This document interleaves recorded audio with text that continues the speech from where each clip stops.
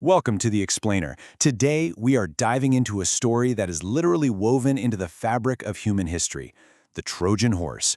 We're going to completely deconstruct this legendary myth, dig into the actual archaeological evidence, and look at this thing not as some ancient fairy tale, but as a 3,000-year-old cold case. So, is this real history, or is it a job for historical detective work? Let's find out. Picture this. You're standing right there on the sandy beaches of Troy. Just imagine, you've finally won the greatest war of your lifetime. For 10 grueling, brutal years, you have defended your city. You've watched your friends die, you've seen kings rise, and you've watched legendary heroes fall. Entire generations of your people have grown up knowing absolutely nothing but war. And then, one morning, complete silence. The enemy is gone. Their sprawling camps, totally abandoned. Their 1,000 ships have just vanished beyond the horizon. And as you look out over the empty sands, you spot it. All they've left behind is a giant wooden horse. It is massive, imposing. It's the supposed ultimate gift of surrender, just left behind in their frantic haste to retreat.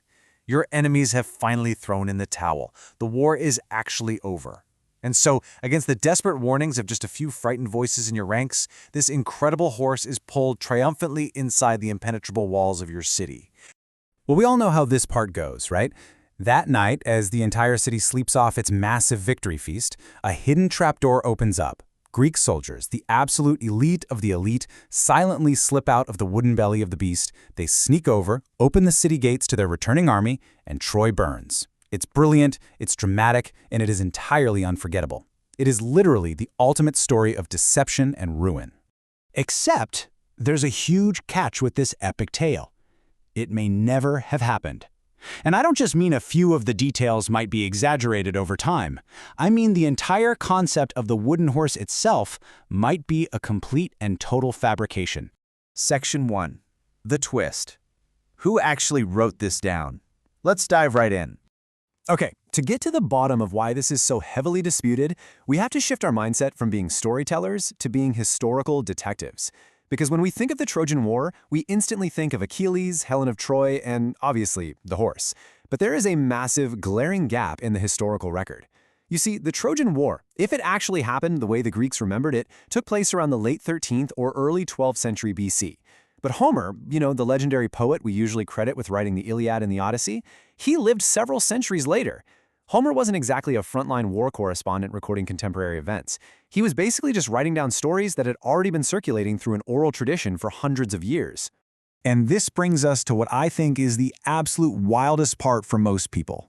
The Iliad, the definitive core epic of the Trojan War, does not even describe the Trojan horse. Let that sink in for a second.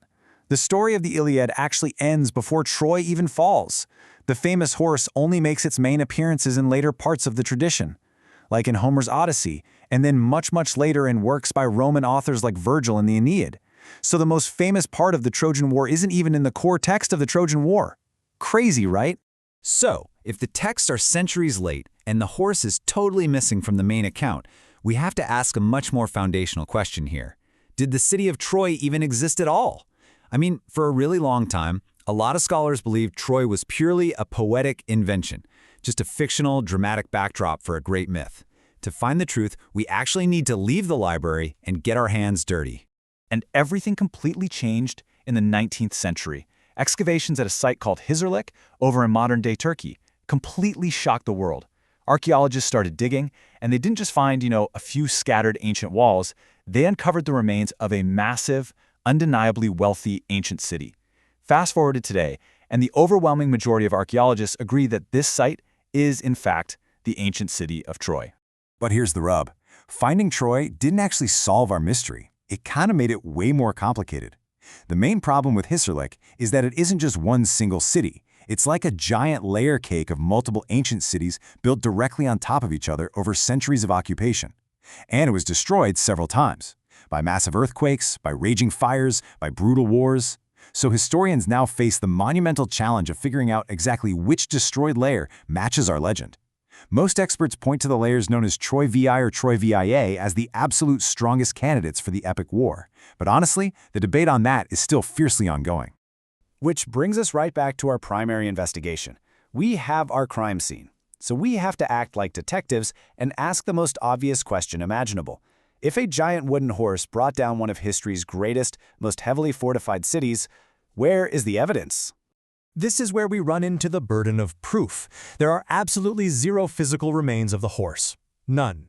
There are no contemporary inscriptions describing it anywhere, and literally no archaeological evidence confirms it ever existed. Now, to be fair, wood decays, right? Cities burn to the ground. Thousands of years can absolutely erase a lot of physical objects. But as historians, we can't just throw up our hands and say, well, you can't prove it didn't happen. Our job is to demonstrate that it did happen. And right now, there is exactly zero hard evidence for the horse. So, if it wasn't a giant, hollow wooden horse stuffed to the brim with Greek commandos, then what on earth was it? How did this incredibly specific, highly unusual story become the focal point of such a massive legend? Let's break down the 4 main historical hypotheses. All right, historians have basically developed 4 prevailing theories to explain this. First up, the literal horse. Maybe the myth is 100% true, but the physical evidence just hasn't survived the millennia. Totally possible, but again, we have nothing to back it up. Second, the siege engine theory. Ancient armies loved giving nicknames to military equipment. Could later storytellers have misunderstood a giant battering ram nicknamed the horse and literally turned it into an animal in their stories? It's a really great idea, but currently it's pure speculation. Third is an earthquake, which is super interesting, and we'll dig into that in just a second. And fourth, pure symbolism. Many classicists believe the horse was never, ever meant to be taken as literal history. It was always literature, a brilliant narrative device symbolizing deception, just to explain how an otherwise invincible city finally fell. Now, what's really fascinating here is that earthquake theory. In Greek mythology, Poseidon was the god of the sea, sure, and the god of earthquakes, but he was also strongly intrinsically associated with horses. And we actually know from those archaeological layers we talked about that Troy was likely devastated by real, historical earthquakes. So imagine centuries of oral tradition. Could the cultural memory of an earthquake destroying the walls, an act of the horse god Poseidon, have slowly evolved over hundreds of years into the literal legend of a wooden horse? It is a deeply fascinating look at how real natural disasters can slowly morph into mythology. With all these theories, all these destroyed layers of earth, and centuries of poetic translations, we are left asking one very direct question. So, was the Trojan War actually real? It's time for our final verdict, where we try to separate the cold, hard, historical facts from the enduring mythology. So here is exactly where we stand today based on the historical record. We know for an absolute fact that Troy existed. It was a remarkably wealthy city, it definitely experienced some incredibly violent destruction during the late Bronze Age, and Greek traditions accurately preserve the memory of a major conflict there. That is fact. But on the flip side, we do not know if there was a single, unified 10-year war exactly as the poets described it. We have no historical proof for a real Achilles, or a Hector, or a Helen, and crucially, we have absolutely no proof for that famous wooden horse. And honestly, that is exactly why we study this stuff. Because history rarely hands us absolute certainty on a silver platter. Instead, it leaves us breadcrumbs. The charred ruins of Troy, the epic poems of Homer, the legends carried on the breath of countless generations across the Mediterranean. They all come together to tell us that something truly extraordinary happened on those beaches. But separating the historical truth from the mythological fiction, that's an ongoing adventure. We are literally still putting together the pieces of a massive ancient puzzle. Which brings us to a really provocative final thought. The Trojan horse may never have existed outside the brilliant minds of ancient poets. Yet, here we are, nearly 3,000 years later, and we are still talking about it. Its greatest victory may not have actually been the fall of Troy.